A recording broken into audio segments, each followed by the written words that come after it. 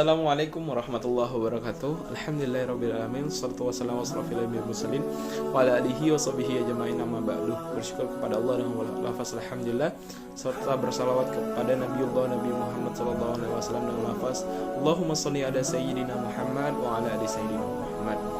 Baik teman-teman semua, hari ini aku bakal nge-share sedikit tentang 7 sunnah harian Rasulullah sallallahu alaihi wasallam.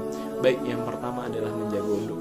Kita sebagai seorang muslim senantiasa disunahkan untuk menjaga wudunya, karena sesuai hadis riwayat Muslim yang berbunyi, barang siapa yang berwudu dan menyempurnakan wudunya, maka keluarlah dosa-dosa dari jasadnya dan keluar dari bawah kuku-kukunya. Hadis riwayat Muslim. Nah, itulah teman-teman keutamaan kalau kita menjaga wudu. Yang kedua adalah sholat tahajud. Rasulullah SAW adalah salah satu orang yang tidak pernah tinggal sholat tahajudnya. Maka sepantasnya ketika kita terbangun di tengah malam, jangan tidur lagi teman-teman, tetapi kita laksanakan 2 rakaat sholat tahajud. Memang berat bagi kita yang baru-baru ingin mencoba, tetapi insya Allah dengan harapan keberkahan dan harapan-harapan kita ikhtiarkan melalui sholat tahajud teman-teman. Bahkan Rasulullah SAW itu kakinya pernah sampai luka ya, karena terlalu sering melaksanakan sholat tahajud. Bahkan orang yang sudah dijamin surganya oleh Allah Subhanahu Wa Taala masih melaksanakan sholat tahajud teman-teman. Nah, kita yang belum pernah melakukan sholat tahajud, dan apakah kita sudah yakin bahwasanya kita masuk surga, ataukah kita ada orang dalam di surga? Nah, ini kita perlu garis bawahi teman-teman ya, karena kita tidak tahu kapan kita mati, maka persiapkanlah ya amal kita sebanyak-banyaknya. Lalu yang ketiga adalah sholat berjamaah di masjid. Nah, sholat berjamaah di masjid ini termasuk sunnah harian Rasulullah SAW. Bahkan bagi umat muslim yang laki-laki itu diwajibkan untuk sholat di masjid. Jadi jangan menunda-nunda suatu hal yang wajib, karena kita tidak tahu kita bakal wafat dalam keadaan apa, maka sempatkanlah untuk sholat ke masjid. Nah, lalu yang keempat itu ada membaca Al-Quran. Kita sebagai umat muslim mempunyai pedoman. Apa pedoman kita? Al-Quran.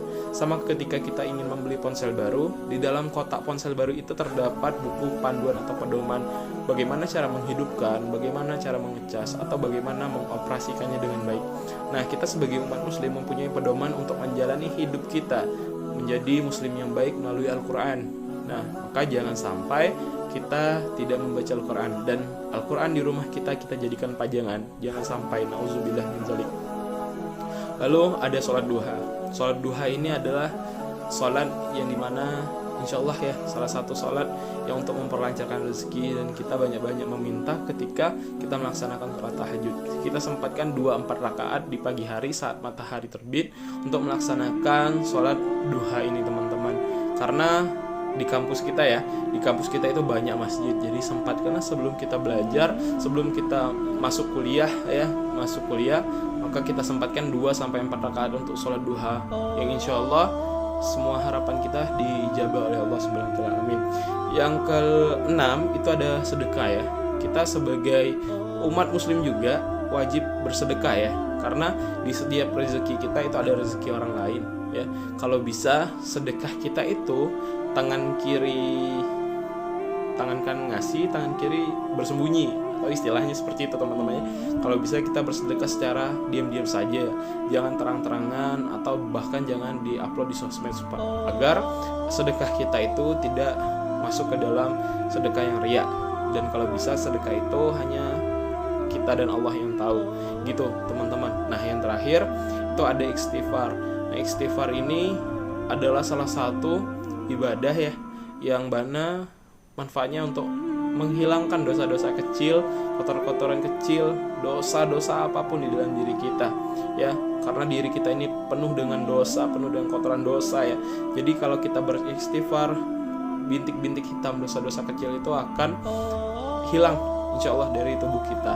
Maka semua sunnah harian Rasulullah SAW ini sangat baik untuk kita laksanakan dan kita ikuti, karena yang wajib itu sudah harus kita tunaikan supaya memang terlaksanalah kewajiban kita sebagai umat muslim, dan jangan lupa ditambahkan dengan sunnah.